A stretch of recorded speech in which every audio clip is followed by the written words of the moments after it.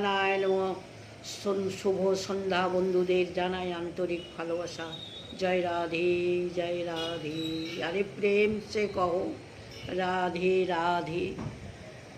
নারায়ণং পরবেতা, নারায়ণং পরাক্ষরম, নারায়ণং পরং মুক্তি, নারায়ণ পরাগতি। ওম নারায়ণায় নমঃ। ওম ভগবত বাসুদেবায় কৃষ্ণায় দৈবকী নন্দনায়।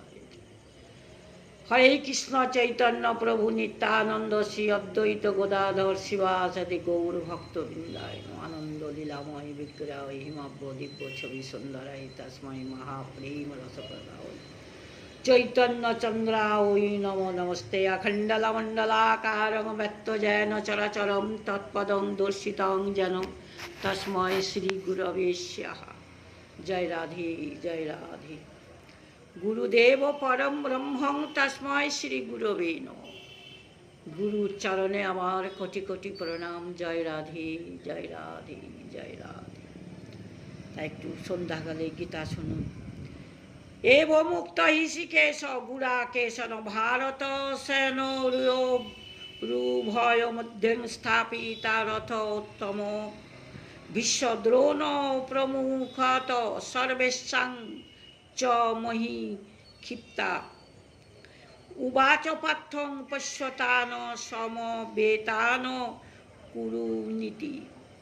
অর্থাৎ সঞ্জয় বললেন, হে ধৃতরাষ্ট্র, অর্জুন কথা বলার ভগবান শ্রীকৃষ্ণের উভয় পক্ষের সেনার মধ্যে ভীষ্ম, দ্রোণ অন্যান্য রাজনবর্গের সামনে তাদের উত্তম রথটি স্থাপন করে বললেন, হে পার্থ, যুদ্ধে উপস্থিত এই কৌরবদের দেখো।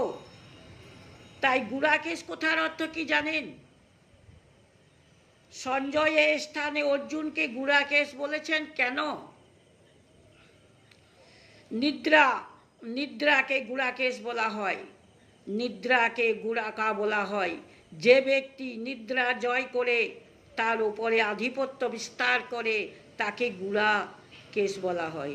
অর্জুন নিদ্রা জয় করেছিলেন, তিনি না ঘুমিয়ে থাকতে পারতেন, নিদ্রা তাকে কষ্ট দিতে পারতেন না, তিনি আলস্যের বশীভূত ছিলেন না। সঞ্জয় গুড়াকেশ কথাটি বলে জানাতে চাইছেন যে অর্জুন সর্বদা এত সতর্ক সজাগ, আপনার পুত্রেরা কিভাবে তাকে পরাজিত করবে। যায়নি তাই গৌর রাধে।